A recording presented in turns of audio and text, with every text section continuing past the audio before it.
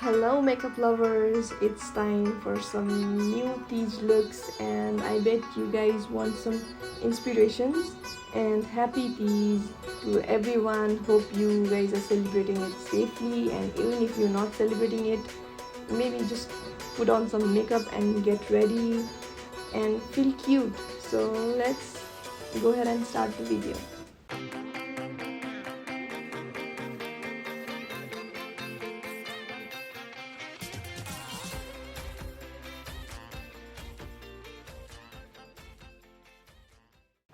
My beautiful friend is over here helping me out with this tutorial. So first off, I'm priming her face with a MAC Strobe cream and it's in the shade Goldlite. अनि यो चाहिँ मैले एउटा कबुकी type of त्यो flat वाला brush लिएर I'm blending everything into her skin so to give her that natural glow. मैले चाहिँ यो लुकमा अलि धेरै प्रडक्टहरु चाहिँ युज गर्दिन है. So foundation को लागि चाहिँ I took LA Girl को foundation in the shade natural beige.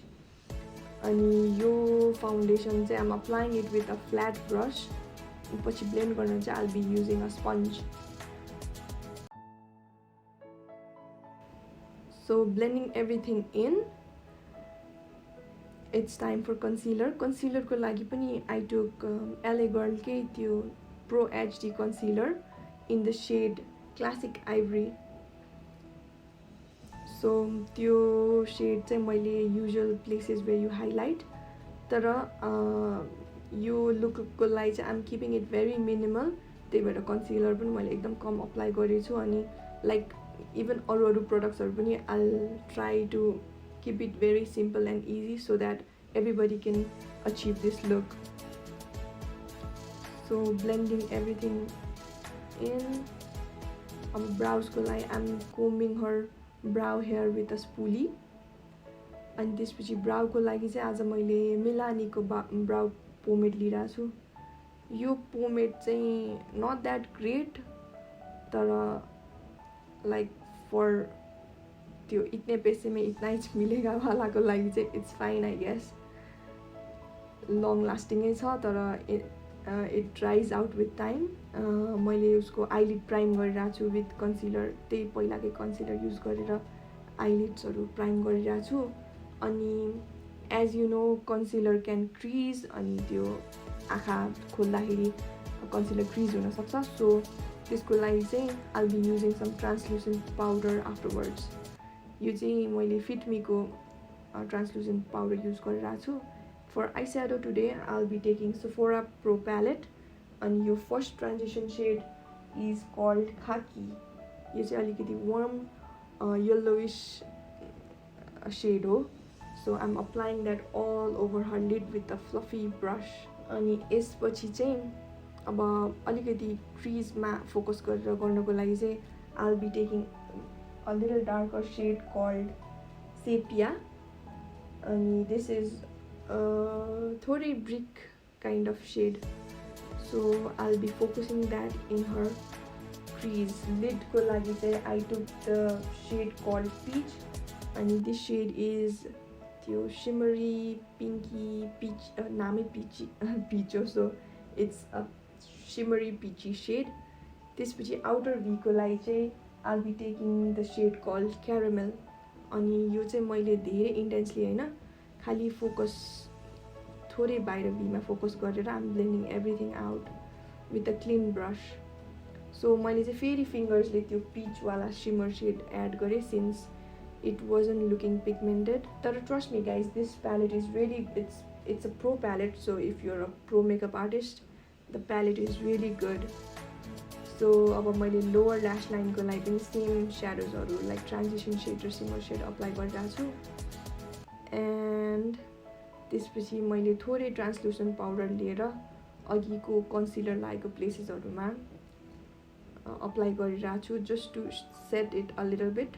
तर हामीले धेरै powder चाहिँ use गर्दैनौं यो lookमा since we are going for a natural dewy look. And for bronzer, I'll be using a Tarte Amazonian clay bronzer in the shade Terracotta. अनि यो चाहिँ अब usual bronze गर्ने एरियाजहरुमा like highest point of your cheeks, forehead अनि chin मा use गरिरहेको छु. Just adding the warmth back to your face.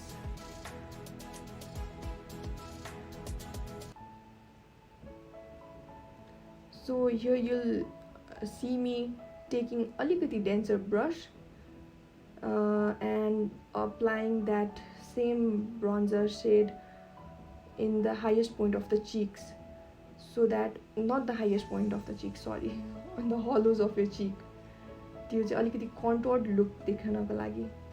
So here I'm applying same bronzer to contour the nose, so that men will be bewitched and hand over their wallet. As if, as if we get ready for men. Get 2-minute silence for those people who think that girls get ready for men. So अब चाहिँ blush को लागि चाहिँ I took the Dior Rouge lipstick in the shade Desir, and I'm applying that lipstick with a denser brush. Use एकदमै beautiful mauve kind of pink shade हो. So as you can see, एकदमै राम्रो natural pink देखिरहेछ. So for highlighter, I took the Physicians Formula Shimmer Brick and highlighting her highest point of the cheeks.